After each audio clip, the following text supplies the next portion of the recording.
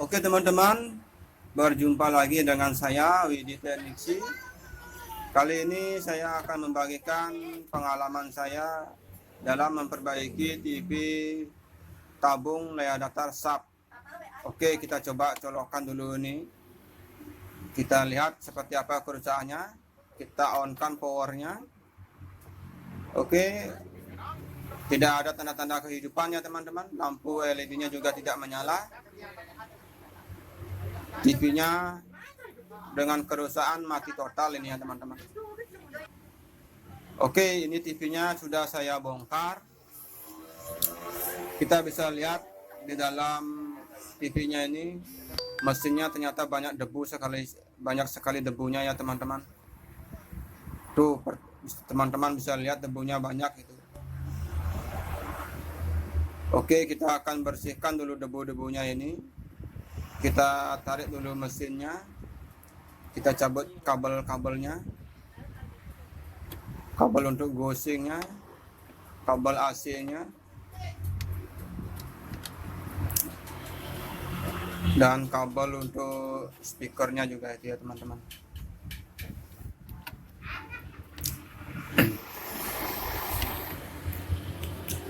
Oke, semua kabel sudah tercabut. Kita bisa lihat seperti ini penampakan mesinnya. Mesin TV tabung SAP 21 in ya teman-teman. Oke, kita bersihkan dulu. Kita langsung menuju ke bagian regulator ya teman-teman. Kalau kerusakan mati seperti ini, mati total, kita cek di bagian regulatornya. Di regulator bagian primer. Oke, kita bersihkan dulu. Nah, di sini saya melihat untuk skrinnya ini gosong ya teman-teman. Jadi skrinnya ini sudah putus ini teman-teman ya. Skrinnya putus. Nah, ini mental malah ini. Ntar dulu ya. Oke, ini dia skrinnya atau fuse-nya. Di sini fuse-nya ini memakai 3,15 mA ya teman-teman.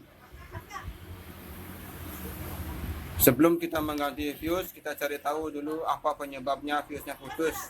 Dan ini saya curiga dengan PTC-nya. Karena PTC-nya ini terlihat gosong ya teman-teman. Terlihat gosong itu PTC-nya. Coba kita balik dulu. Kita lakukan pengukuran di mananya yang short.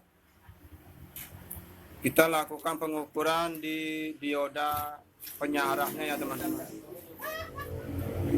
Taruh bisa bersihkan dulu ini.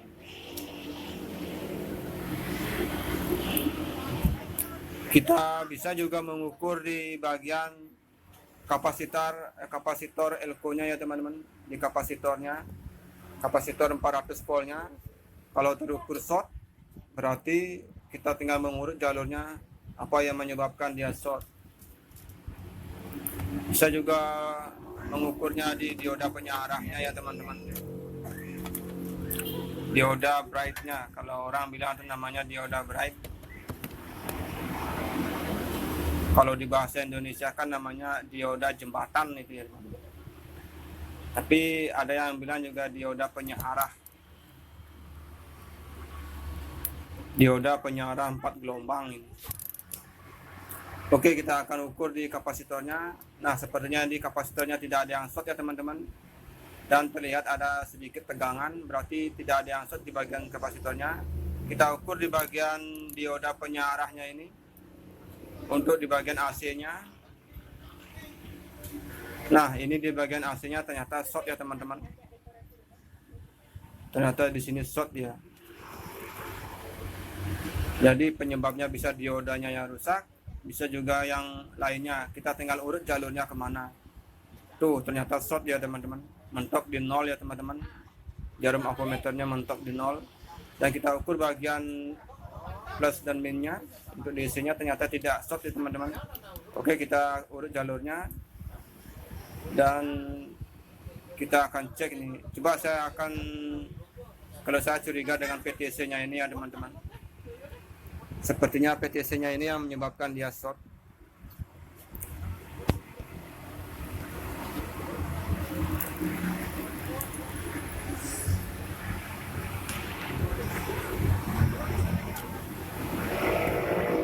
Oke, kita akan balik dulu mesinnya. Taruh dulu, ini saya mau cek ininya dulu nih, memastikan PTC-nya dulu ini. Jadi kalau kerusakan seperti ini bisa disebabkan oleh PTC-nya, bisa juga disebabkan oleh diodanya ya teman-teman. PTC ini bisa juga yang ini diodanya ini. Dua kemungkinan ini ya teman-teman. Komponen ini yang perlu kita curigai. Oke, kita balik mesinnya dan kita akan cabut ini PTC-nya dulu ya teman-teman, karena di sini terlihat gosong ya. Setelah PTC-nya dicabut, kita lakukan pengukuran lagi di diodanya itu, di dioda untuk AC-nya itu. Kalau masih short, kita curigai diodanya, kemungkinan diodanya penyebabnya. Kalau di shortnya hilang, berarti penyebabnya karena PTC-nya.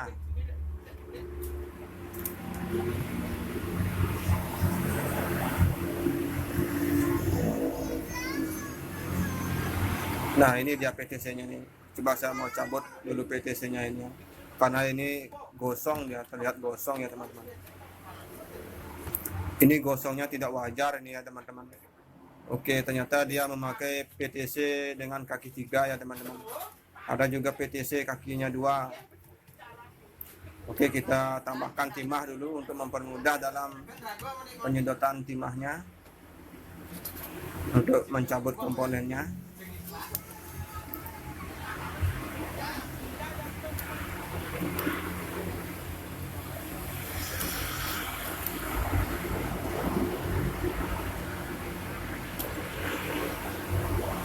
Oke, timahnya sudah terangkat dan kita lihat PTC-nya.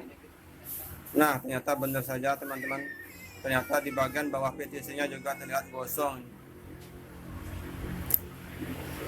Ini dah yang keroknya ini ya teman-teman. PTC-nya ini yang menyebabkan sekringnya putus. Kalau PTC-nya ini nggak diganti ya teman-teman, kita langsung mengganti sekringnya, bisa-bisa itu sekringnya putus lagi dan listrik bisa jeglek ya teman-teman. Kalau di daerah saya namanya listriknya jeglek ya. Ada juga yang bilang listriknya turun.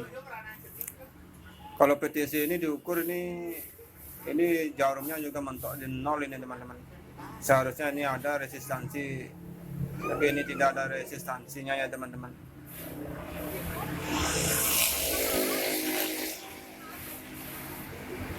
Oke, kita akan coba ganti dulu PTC-nya ini.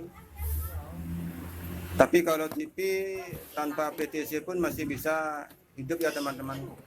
Cuma nanti di bagian ujung-ujung tabungnya itu akan ada belang-belangnya, seperti pelangi-pelanginya ya teman-teman. Karena PTC-nya tidak terpasang. Jadi rangkaian gosingnya itu tidak berfungsi jadinya. Tuh sekarang teman-teman bisa lihat ini setelah PTC-nya saya cabut, ternyata di bagian AC untuk dioda penyiarannya sudah tidak short ya teman-teman. Tuh teman-teman bisa lihat tidak short ya. Begitu pula di bagian plus dan minnya. Oke, sekarang TV-nya ini sudah tidak short.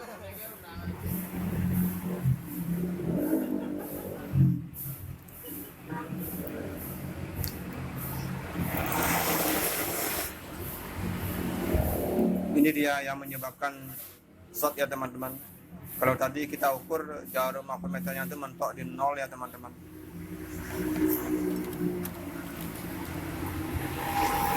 Coba saya cari dulu ini stoknya nih ada atau tidak ya teman-teman.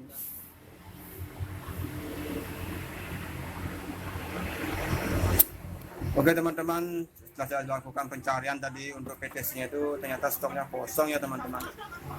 Oke, untuk mempersingkat waktu kita coba hidupkan TV-nya aja ya teman-teman. Kita hidupkan tanpa PTC untuk memastikan tidak ada kerusakan yang lain. Kita ganti dulu ini fuse-nya, ini screen-nya. Kita pakai satu urat kabel ya, satu urat kabel tembaga. Di sini saya memakai satu urat kabel tembaga ya teman-teman. Satu urat kabel tembaga itu kalau menurut saya ini kisarannya sekitar 1,5 ampere ya teman-teman. Tapi kalau di fuse-nya itu dia memakai fuse 3,15 miliampere ya teman-teman. Tapi ini hanya untuk sementara ya teman-teman, untuk memastikan tidak ada kerusakan yang lain di TV-nya ini. Oke, kita pasang dulu ini fuse-nya ini.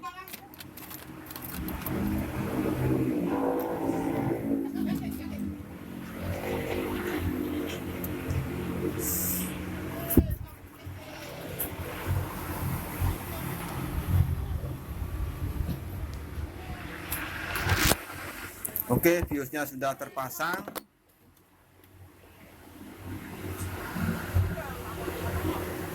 Tuh, ini fuse-nya sudah saya pasang ya teman-teman. Kita balik mesinnya. Kita akan coba hidupkan TV-nya. Apakah sudah bisa menyala? Oke, kita colokkan stekernya. Ntar dulu ini mau saya masukin dulu ini mesinnya ini.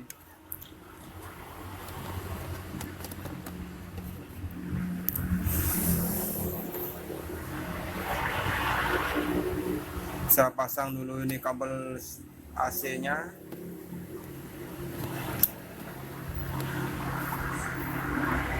Oke, steker sudah dicolokkan, kabelnya ini mau taruh dulu ini.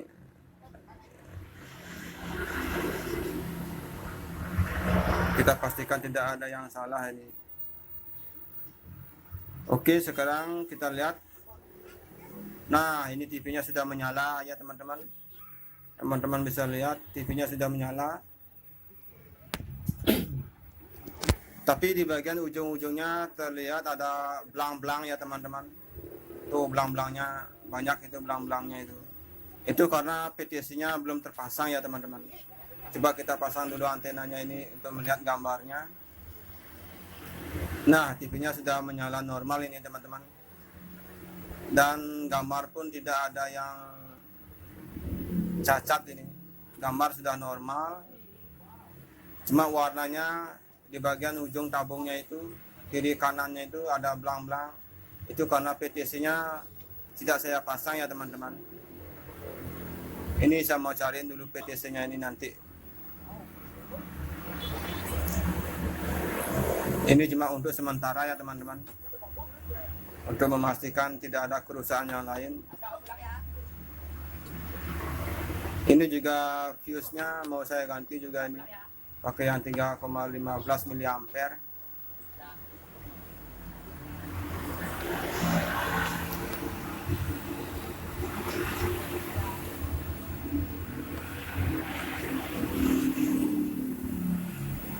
Fuse-nya sudah gosong ini ya teman-teman. Oke, kita lihat gambarnya. TV sudah normal ya teman-teman. Ntar ini saya mau beliin PTC-nya dan fuse-nya. Nanti TV-nya sudah bisa kita tutup, kita rapikan dulu deh. Oke teman-teman, sekian video dari saya. Semoga bermanfaat. Terima kasih.